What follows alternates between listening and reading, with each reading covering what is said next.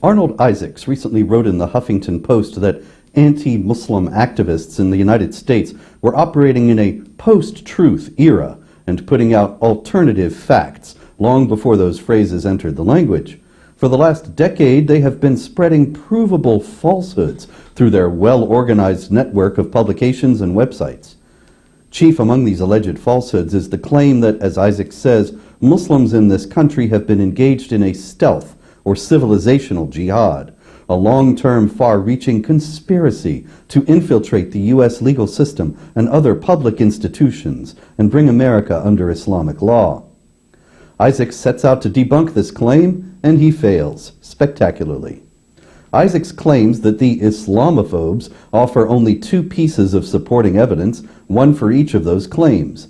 Exhibit A is a document falsely called the Brotherhood's Master Plan for the clandestine effort to establish Muslim dominance in the United States. The Islamophobia Network unfailingly refers to the memorandum as an official declaration of Muslim Brotherhood strategy. Frank Gaffney, head of the Center for Security Policy and perhaps the country's most prominent Islamophobe, called it the Muslim Brotherhood secret plan for taking down our country. Pamela Geller and Robert Spencer, two other leading voices in the anti-Muslim chorus, have written that the Brotherhood lays out a plan in the document to do nothing less than conquer and Islamize the United States. Isaac says none of that is true. The document, he says, dated May 1991 and titled An Explanatory Memorandum on the General Strategic Goal for the Group in North America, is real. But there is no evidence, he says, that it represents the views of anyone other than the single Brotherhood member who wrote it. Now, how does Isaacs actually know that?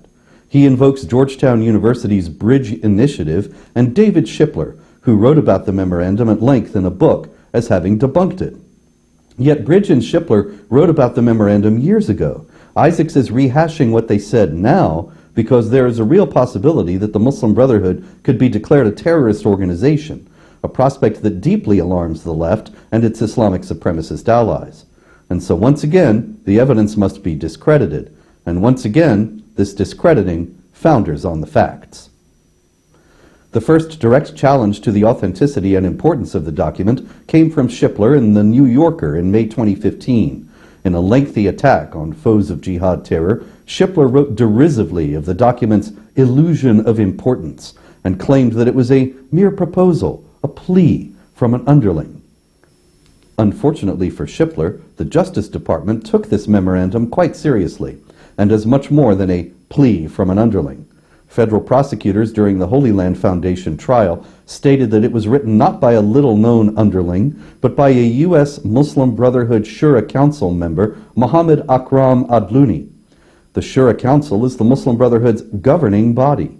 In a 1992 Muslim Brotherhood directory, Akram is listed as a member of the Brotherhood's Board of Directors and Executive Office. He was also identified as Office Secretary, which didn't mean a clerk, but a leading officer of the organization. Secretary General would be a more precise translation of the Arabic term used in the directory.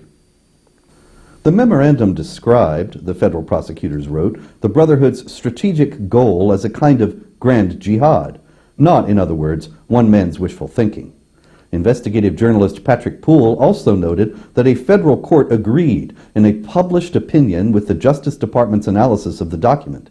Even Shipler himself admitted that Akram's memorandum was one of the documents that the Holy Land Foundation defense team had challenged, unsuccessfully. Meanwhile, the Bridge Initiative debunking centers upon the claim that the memorandum was not a formal plan accepted by the Brotherhood, and it didn't have influence in other Muslim circles. However, the Center for Security Policy has noted that the memorandum contains proposals for events which do in fact take place. Akram's explanatory memorandum fits into a historical context of what the Brotherhood had done in the past, was proposing to do, and what it in fact can later be shown to have accomplished. As for Bridges' claim that Akram's arguments and phrasing in Arabic are rarely found on the web and not found in Islamic doctrine or literature, the CSP points out that Akram's memorandum was never intended to be read by the public at large at all, but only by high-level members of his own organization. Thus, there is no reason for anyone to be surprised that Akram's ideas are not widespread online. What's more, Counter-terror experts took Akram's memorandum quite seriously.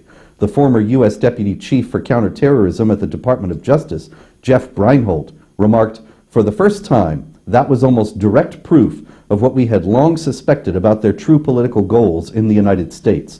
Something like the explanatory memo is a bonanza for the art of intelligence, because it actually is the target or the subject speaking in their own words about what they intend."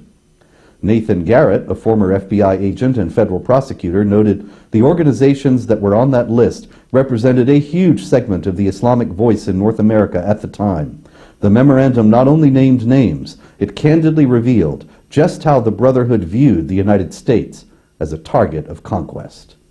Now, why would Arnold Isaacs and the Huffington Post be so avid to discredit this obviously authentic and important document? Could they actually support the subversion and Islamization of the U.S.? Whether they actually do or are just useful idiots, if they succeed in making the American public turn away from the evidence and the initiative to declare the Muslim Brotherhood a terrorist organization is defeated, subversion and Islamization are exactly what Isaacs and the HuffPo are going to get. I'm Robert Spencer, a Shillman Fellow for the David Horowitz Freedom Center and Director of Jihad Watch. This video has been brought to you by the Center for Security Policy.